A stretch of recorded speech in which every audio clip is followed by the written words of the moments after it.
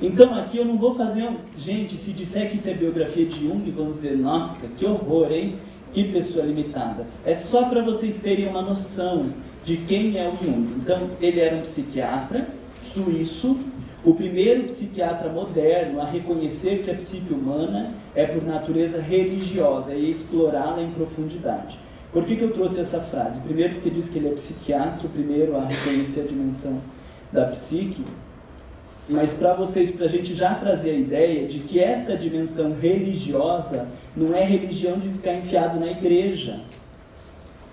Religiosa no sentido de conexão profunda, no sentido de que a psique tem um movimento próprio e que tem um sentido. Ela não é algo aleatório, o inconsciente não é algo aleatório, existe todo um movimento, existe uma condução. Então, essa ideia da religião enquanto religária, conexão interna, e que a psique faz todo o movimento para que o sujeito consiga se encontrar. Não é religião de que ele incentivava as pessoas a ter uma religião. Se vocês lerem alguns livros do Jung, ele fala em alguns momentos muito mal da Igreja Católica. Em alguns momentos ele analisa os símbolos, ele fala dos prejuízos de a gente ter perdido muito dos rituais e dos símbolos atuais. Então, ele faz um rompimento religioso com o pai dele, porque o pai dele era protestante e ele fazia um monte de questionamentos e o pai dele não sabia explicar. Então essa lógica de que tem que ser assim, ele tinha um pavor dessas coisas, faz um rompimento com o pai, tem um sonho que é fantástico, que ele tem um sonho, se eu não me engano, era um sonho onde Deus estava fazendo cocô em cima da igreja, destrói a igreja, aí ele vai fazendo toda uma concepção a respeito do que ele está entendendo, da relação com a igreja. Então não é o religioso como a gente entende o religioso. É sentido de religioso com essa conexão que ele vai dizer de uma conexão divina. Ele diz, não sabemos direito se existe Deus ou não existe Deus, a gente também não tem como comprovar, mas por fim ele já textualiza. Mas a ideia principal é assim, não sabemos direito se existe, se não existe, não tem como comprovar. Mas existe uma representação de Deus dentro do homem. Independente de se Deus existe ou não, existe uma representação de Deus dentro do homem. E é em relação a isso que a gente vai trabalhar. E toda a psique vai fazer um movimento para que o sujeito tenha contato com essa parte divina. E essa parte divina orienta todo o comportamento do sujeito. Qual é o nome dessa parte? Fala. Self. Tá?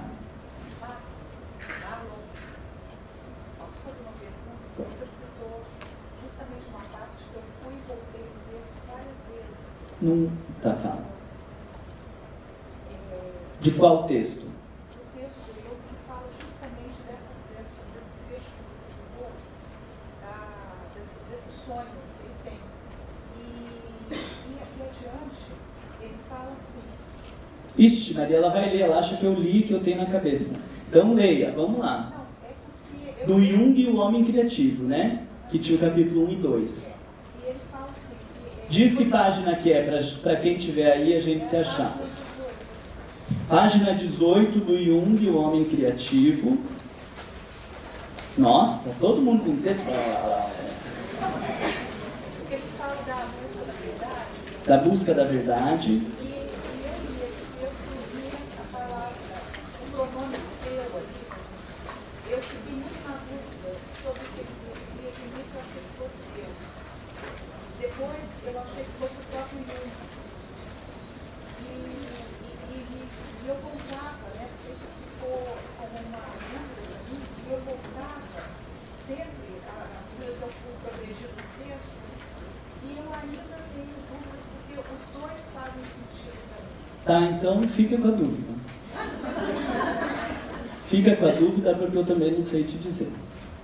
Vamos pensando mais para frente. Quem sabe no conceito de self, quando a gente estiver discutindo individuação, você possa retomar isso e a gente entender junto. Eu também não sei te dizer assim. Mas guarda, né? Quem sabe quando a gente estiver discutindo o self, essa representação divina e a relação dele com Deus. Agora eu estou pensando que talvez fosse até legal trazer o Gelson para falar de self, porque ele vai discutir espiritualidade, né? Eu estava falando que ele é referência em espiritualidade. Mas guarda isso aí, porque eu também não sei te responder o que ele queria dizer. E, gente, eu tenho muito medo, sabe, de vocês lerem e dizer o que queria dizer. E tenho medo de mim e tenho medo de quase todo mundo. Que diz, aqui o autor queria dizer... que risco, hein? Que risco de dizer o que o autor queria dizer? Então, essas perguntas vocês não me façam, porque eu não vou responder, porque eu não me arrisco a dizer o que o autor queria dizer. Se vocês tiverem dúvidas de conceitos, de temas, assim, né, se está se referindo a Deus, não está, isso vamos discutindo, mas jamais vocês me façam uma pergunta do que o autor queria dizer, porque eu não sei e não vou me arriscar. Só para esclarecer um pouco isso, Glória, o que ele coloca aqui na capa. A citação do... Diz, exatamente. Quando ele diz ali, ó, o que eu sou e o que eu escrevo, isso é uma coisa, uma só coisa. Uhum. E o Jung, assim como todos os teóricos que trabalharam durante muito tempo, vocês vão precisar aprender que existem momentos da teoria.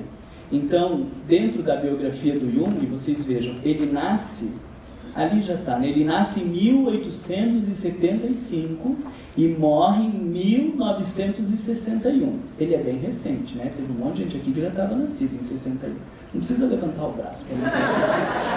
Mas, então, vocês pensem quanto tempo ele teve de produção.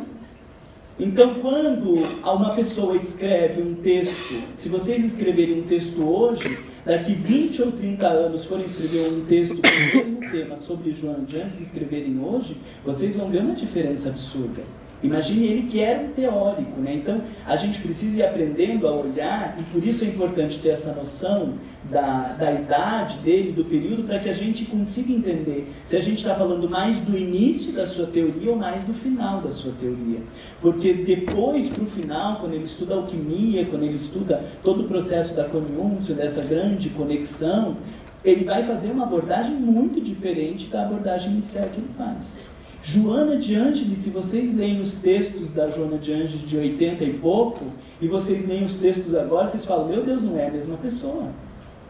Lê Em Busca da Verdade, lê lá Após a Tempestade, lê aqueles primeiros livros que ela escrevia de mensagens, até Rumos Libertadores, que é um livro muito bom e faz uma abordagem do Evangelho, mas vocês veem uma profundidade muito grande. Parece que não é a mesma pessoa que está escrevendo. Porque ela também vai estudando, ela também vai se aprimorando e trazendo para a gente na medida do nosso entendimento. Então, qualquer teórico que a gente está lendo, a gente precisa fazer uma contextualização no tempo. Porque a concepção que ele pode trazer de Deus lá no início, no meio e no final, podem ser diferentes. Tem uma entrevista no YouTube, se vocês colocam lá do Jung, que ele vai perguntar se ele acredita em Deus, e ele diz assim, não acredito, eu sei. Mas, gente, ele está no finalzinho, à beira da morte. E aí ele já está num status muito diferente de poder dizer o que ele quer, de falar o que ele acha e dizer eu sei. Entende? Mas esse é um Jung, que é diferente de quando você está lendo lá as obras de 30, por exemplo. Entende? Então, isso é importante. Por isso que eu trouxe para vocês aqui algumas coisinhas. Ó. O Jung nasceu em julho de 75, guarda isso. 75 é importante, de 875, porque quando você vê lá um texto de 1925, você sabe que ele tinha 50 anos. Entende? Isso é bem importante.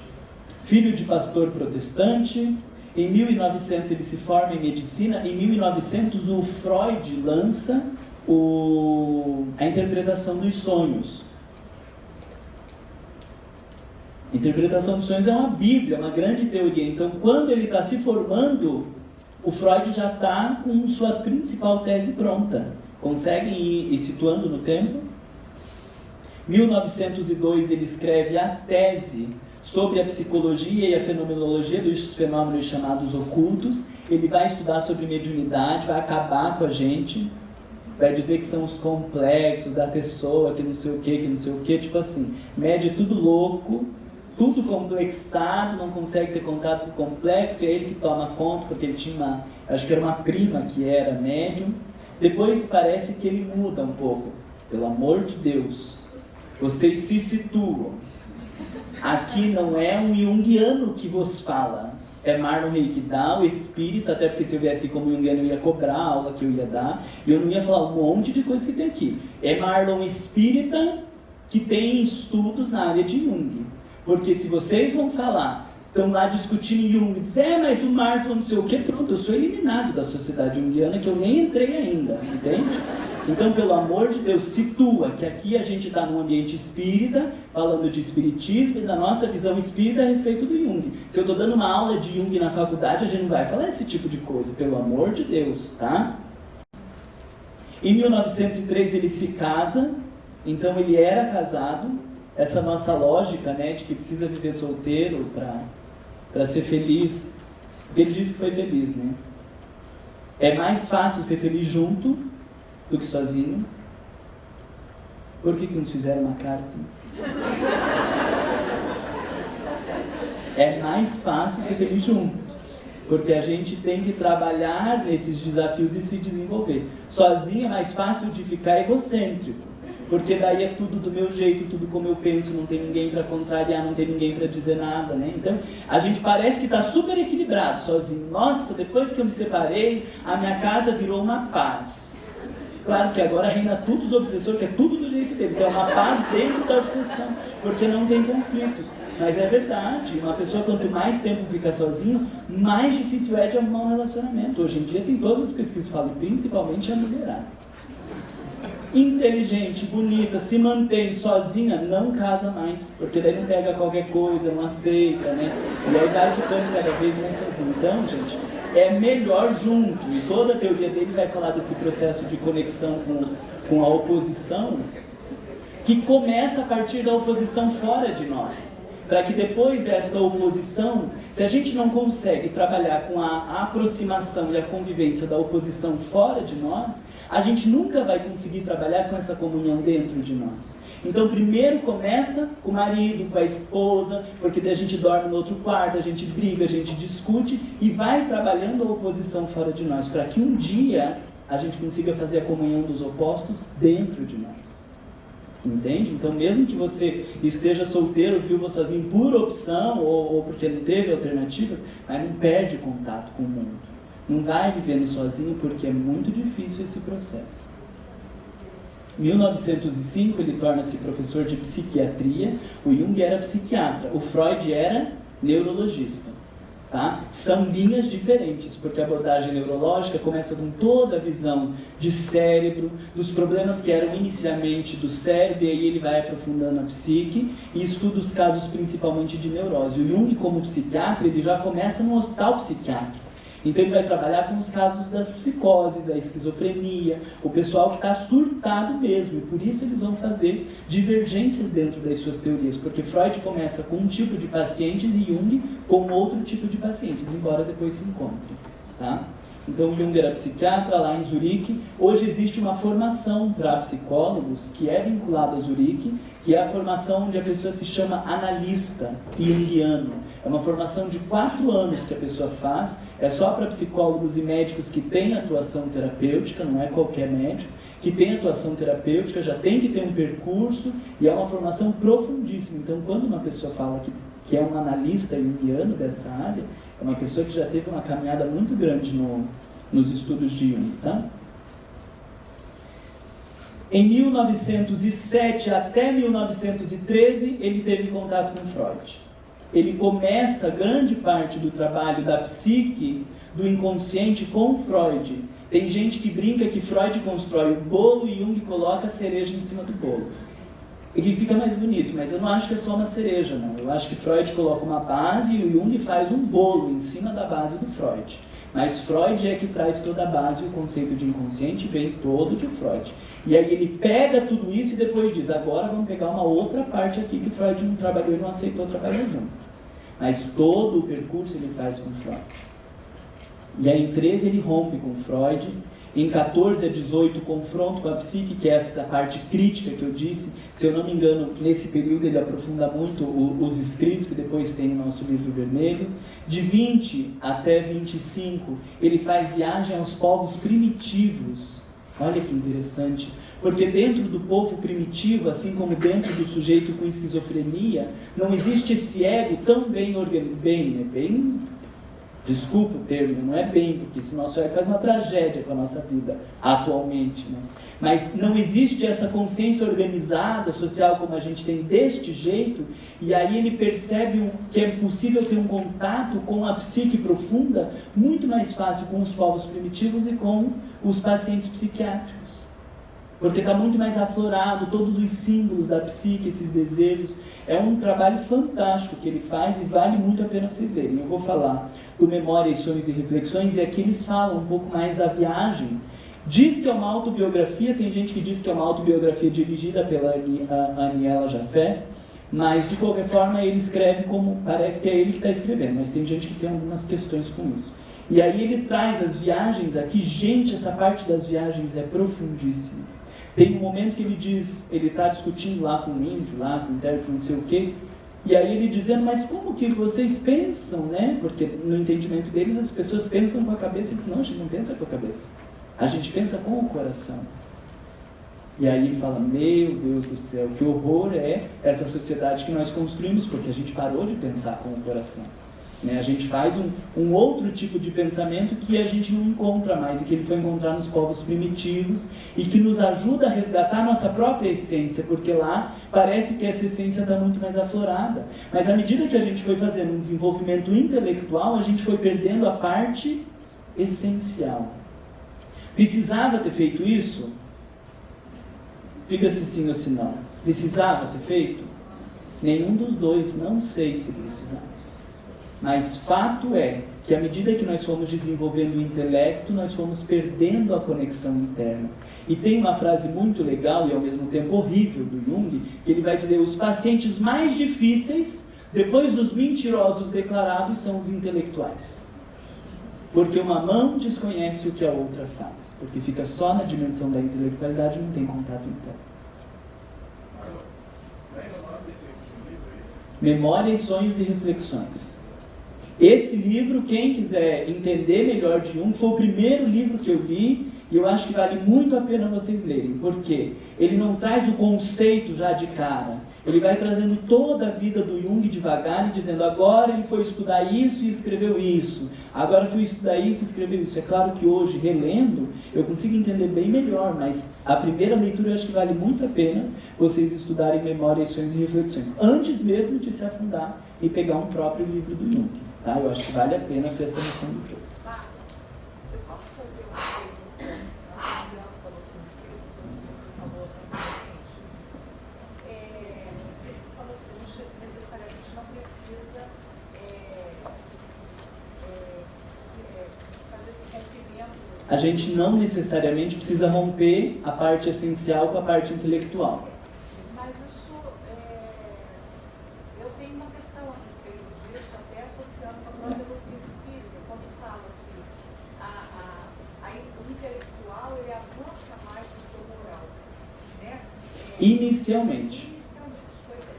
E quando você falou isso, me pareceu assim, uma certa necessidade. Quando a gente pega a história, a gente vê por que é que entrou toda a questão do positivismo. Eu vou mostrar isso para vocês. E eu queria aprofundar um pouquinho mais. Mas o Kardec, ele diz, a gente está no momento de desenvolver o sentimento. Entende? A gente, depois vocês vão entender isso que eu estou falando, que o desenvolvimento intelectual, ele não precisa suprimir o desenvolvimento moral. Ele não precisa suprimir a parte essencial. Então, as coisas elas caminham e o intelectual ele caminha primeiro. Mas tem horas que me parece que as pessoas, além dele caminhar primeiro, fizeram questão de suprimir essa outra dimensão. Talvez por egocentrismo, talvez por mais segurança, porque o intelectual a gente tem domínio. Agora, quem consegue ter domínio dos seus sentimentos? Ninguém. E aí, se eu não consigo ter domínio dos meus sentimentos, isso a gente não fala. Isso a gente não discute. Por isso é tão difícil discutir Joana de Anjos, às vezes, em algumas casas espíritas. Porque daí foge ao nosso domínio. O intelecto, a gente faz grandes debates. Agora, na área do sentimento, quando eu digo para o meu esposo, para a minha esposa, eu fiquei muito triste com essa postura que você teve, não tem discussão. Eu fiquei triste. Você pode argumentar que teve intenção, que não teve, que Jesus disse que fica triste, que não fica, não interessa. Eu fiquei triste, não tem discussão. Porque é legítimo. Aí a gente prefere não. Vamos discutir tristeza, como que fica, como que não fica, e fica no embate intelectual, porque é muito mais fácil do que adentrar o campo dos sentimentos. E a gente, às vezes, no movimento espírita, se obriga a suprimir, porque a gente não tem domínio disso, a gente não sabe como lidar. A gente tem medo de, num grupo de estudo, uma pessoa começar a chorar, e o que a gente faz? Então, ficamos aqui no intelecto, todo mundo texto, pega o texto, fala do texto, faz a oração rápido, vamos embora, antes que alguém chore. Porque se chorar, não sei o que eu vou fazer. Falar de tristeza é extremamente intelectualizado, porque se alguém começar a falar da sua tristeza, o que a gente vai fazer? A gente vai ouvir, a gente vai acolher. O Evangelho está repleto desse conhecimento para ajudar as pessoas a lidar. Melancolia, meu Deus, que texto fantástico falando de melancolia. Mas a gente suprime isso, porque se a pessoa começar a falar que está melancólica, a gente já precisa sair correndo. Entende? Então, eu acho que as coisas elas devem caminhar um após o outro. Mas quando Kardec diz, gente, ele diz assim, nós já desenvolvemos por demais o intelecto. Nós precisamos desenvolver o sentimento. Ele está chamando a nossa atenção. Mas daí me dá um embrulho, porque ele está chamando a nossa atenção em 1860. E ao invés da gente ter aprendido em Kardec trabalhar o sentimento, a gente continuou fazendo o que ele falou para a gente não fazer. Entende? Se fosse hoje uma comunicação de Kardec dizendo, olha gente, agora que já desenvolvemos bem a intelectualidade, está na hora de pensar o sentimento, beleza, está chamando a atenção. Mas ele falou em 1860. E a gente fez um movimento extremamente intelectualizado. Claro que o desenvolvimento do intelecto ele é importante, sem a repressão do sentimento, sem a repressão da moralidade. A gente acha que as pessoas são evoluídas pelo discurso, olha como a gente é fraco da cabeça. Se chegar uma pessoa, falar não sei o que, meu Deus, agora falou ponhar, porque nós ponhamos aqui, Deus o livre, nunca mais a gente convida essa pessoa. Mas talvez tenha uma profundidade moral muito maior do que o outro que fica lá. Mas qualquer um que chega e fala, a gente fala, nossa, aquele lá. E a gente faz isso, por quê? Porque a gente está avaliando uma pessoa pela dimensão intelectual. E Kardec disse, gente, é outro caminho. O intelecto ele vai indo, a gente sabe como fazer, e a gente não vai parar de desenvolver o intelecto, porque a gente já sabe. Mas nós precisamos aprender a arte de desenvolver os caracteres, porque eu posso falar maravilhosamente sobre orgulho. E falo tão bem sobre orgulho, que eu fico tão orgulhoso, eu acho que eu sou tão bom sobre orgulho, e não aceito que ninguém diga que eu falei errado do orgulho, porque a minha palestra do orgulho, ela é fantástica. Entenderam, né? Em 1928, ele discute, ele tem contato com a obra de Richard Wagner sobre yoga e alquimia, e aí ele vai estudar alquimia. Eu não vou falar para vocês de alquimia, a gente não discute nem graduação alquimia, muito menos aqui que não é graduação, a gente não vai falar de alquimia. Mas a alquimia é bem legal. Bem legal, porque eles pegam os grandes alquimistas que trabalhavam lá. Vocês sabem aquela ideia dos alquimistas, né? De chegar na pedra filosofal, de chegar no ouro e tudo, de transformar. E ele vai dizer que o percurso que os alquimistas faziam é o percurso que acontece na psique.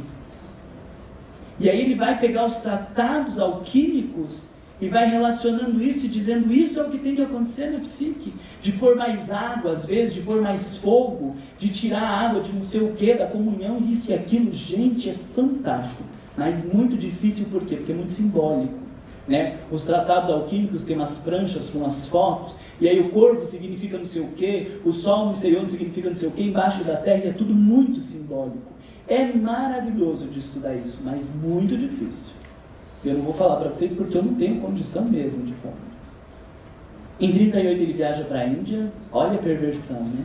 Porque daí ele está, perversão no sentido de se perverter do caminho, né? Porque até agora ele estava no Ocidente, e aí ele vai buscar o Oriente. Aí a gente odeia Jung. As pessoas odeiam, porque daí ele traz toda uma concepção muito diferente a respeito do sofrimento, a respeito dessa comunhão dentro de nós, a respeito da vida, a respeito de um monte de sentidos que o Ocidente ainda não tem. Em alguns momentos ele é até radical de dizer, olha, essa coisa de yoga que vocês fazem aí, nem faz, porque isso não é yoga.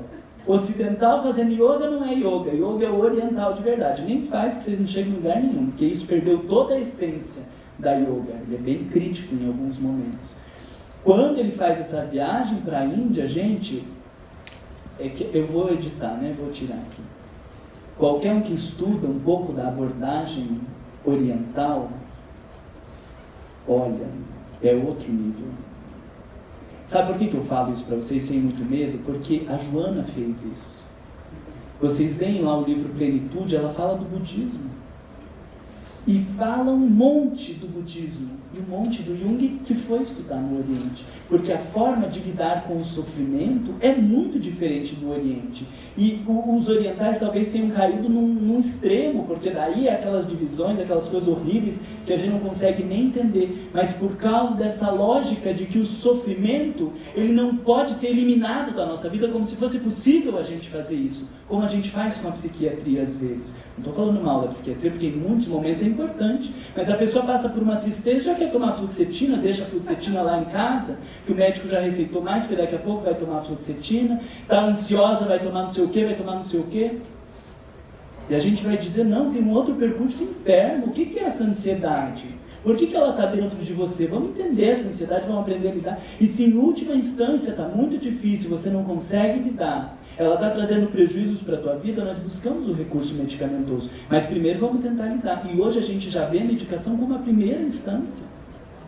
Entendem? Então, quando ele foi para o Oriente, ele deu um outro nível de profundidade para os seus estudos. E eu só falo isso para vocês porque justamente se a Joana vai lá buscar, opa, tem alguma coisa de bom lá, né? Agora, eu vou ficar falando de budismo no centro espírita? Pelo amor de Deus, não. A gente vai dar aula de yoga no centro espírita?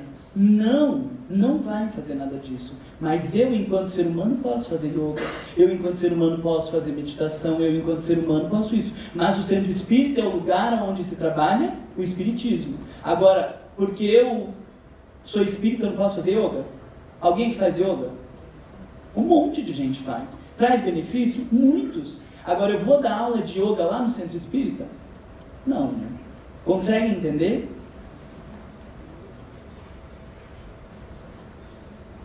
De 1955 a 56 ele escreve Mistério Coniúncio, são 3 livros. Nossa, esses aí são difíceis. Que é praticamente o grande marco da teoria do Jung, são essas obras Mistério Coniúncio, 1, 2, 3. Em 61 ele falece. Antes disso, daí diz que ele escreveu com a Jafé o Memórias, Sonhos e Reflexões. Falece com 86 anos, tá? Estendeu sua influência por um espectro surpreendente de matérias: psicologia, arte, literatura, religião, ciência e humanidades. Sua visão abrangente indicava persistentemente o que viria a ser o movimento do potencial humano, a psicologia profunda. O Jung tem o que a gente chama de obras completas de Carl Gustav Jung. Estão vendo ali? Ó, é um monte de livro mesmo. Tá? São 18 volumes em 35 livros, porque antes os volumes eram juntos, eram livros mais grossos e eles dividiram. Então alguns têm o 1, o 2 e o 3 do mesmo volume, 16.1, 16.2, 16.3, né? Então por isso que diz que são 18 volumes em 35 livros. E é caro o livro dele, gente, vocês viram? Um livrinho assim, 120, cento e poucos reais.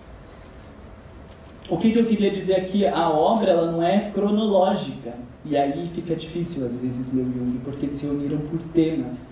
As obras completas de Freud, você lê cronologicamente, então você consegue ter uma noção do tempo e do que ele foi desenvolvendo. Por isso que esses livros são muito bons, porque se você quiser ler o primeiro livro do Jung, não começa com necessariamente o último, termina lá no 18, entende? Então, a obra do Jung eles foram reunindo por temas, e por isso que é importante, para começar a ler um livro como esse.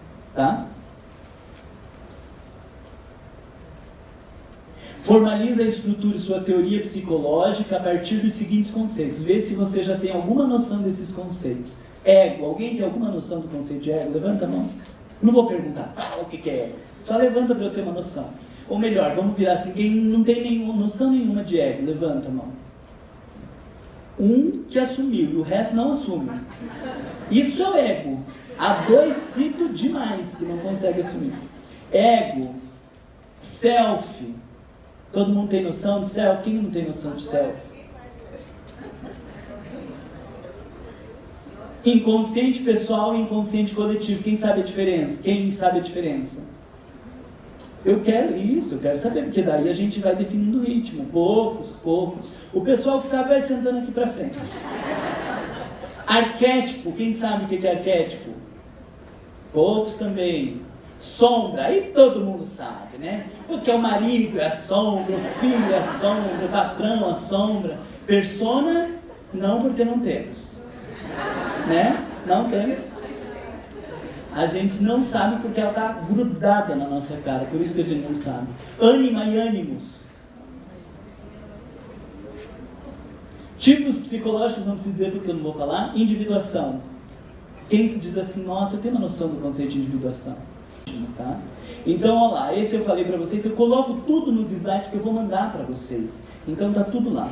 O Memórias, Sonhos e Reflexões. Eu trouxe esses livros aqui. No intervalo, se vocês quiserem vir, dar uma olhadinha, mexer antes de comprar, ver como que é, tá aqui, tá? Para incentivar vocês a estudar. Então, Memórias, Sonhos e Reflexões, essa biografia do Jung, e lá no finalzinho ele inclui um pequeno glossário. Então, esse livro é ótimo para começar. Depois, esse livro ele é novo para a gente aqui no Brasil. Carl Gustav Jung, Curador Ferido de Almas. Claire Dunn. É um livro muito legal, muito bonito, peça assim para ganhar de presente, porque ele tem ilustração e tudo, ele é bem lindo. Só que o melhor é primeiro ler o Memórias, Sonhos e Reflexões, depois esse, porque nesse ela cita muitas vezes o Memórias, Sonhos e Reflexões. Então você tem que ter lido, porque esse aqui é a cereja do bolo, sabe? Tem uma parte com um monte de cartas que é difícil de ter acesso, então cartas bem legais, relacionamentos que ele teve. Então esse livro é muito bom, mas quem for ler depois do Memórias, tá? O guia, esse é aquele que eu mostrei para vocês. Guia para a obra completa de Carl Gustav Jung, tem tudo que é livraria, eu comprei o meu lá na Cultura, tem um monte de lugares. Para quem quiser estudar, quiser, o conceito de persona, de sombra, disso, daquilo, é um livro muito bom para vocês poderem estudar. O Paulo Greenberg foi o que eu passei para vocês, capítulo 1 e 2, do Jung e o Homem Criativo, também é um livro bom, ótimo, como eu falei para vocês, tem professores que usam isso para segundo grau, para discutir psicologia. Jung e o Mapa da Alma, você olha os títulos e diz, nossa, que legal, esse é bem didático. Olha só, a consciência do ego, os complexos, a teoria do libido, instinto, arquétipo, inconsciente coletivo, ânima, ânimo e si mesmo, individuação, é muito legal, vai nessa. É bem dificilzinho, sabe? Para estudar sozinho, ele é um livro difícil. A gente vai usar muitas citações dele, mas pegar um capítulo, você ler o capítulo todo e dizer, nossa, entendi o capítulo todo, vai chão. A busca do símbolo. Tem gente que acha que não. Eu acho que é mais fácil do que aquele ali do Mapa da Alma para alguns conceitos. Tá? Tem algumas coisas, a sombra, nossa, ele traz uma coisa tão legal, a forma como ele organiza a sombra, a gente vai usar muito para falar da sombra, a busca dos símbolos, conceitos básicos de psicologia analítica. Esse livro eu recomendaria talvez para ler antes do Jung, o Mapa da Alma. Tá? Ele também é estruturado do mesmo jeito, e ele é um livro muito bom, a gente vai usar bastante ele. E aí tem aqui indicação de uma coleção. Existe uma coleção chamada Reflexões Jungianas. A nova edição está saindo tudo assim da Vozes, tá? São vários temas. Ânima, o pai é da Paulus. Esse da Vozes e esse aqui da Paulus, Amor e Psique, ou Amor e Psique, dependendo de como vocês preferem, são duas coleções que são todos autores junguianos. A grande maioria são analistas junguianos, médicos, psiquiatras, psicólogos que escrevem sobre temas. Então tem uma lá que escreve só sobre aqueles, como que é aquela coisa na pele lá, os queloides? Ela escreve só sobre uma análise dos queloides na percepção junguiana. A relação, a adoção no Jung, a não sei o que, tudo são temas relacionados à teoria junguiana. Então são livros, nossa, são coleções enormes, vocês encontram na internet bem fácil no site da Paulus e no site da Vozes, mas daí esse é um aprofundamento. A gente não começa a estudar Jung por aqui não, tá bom?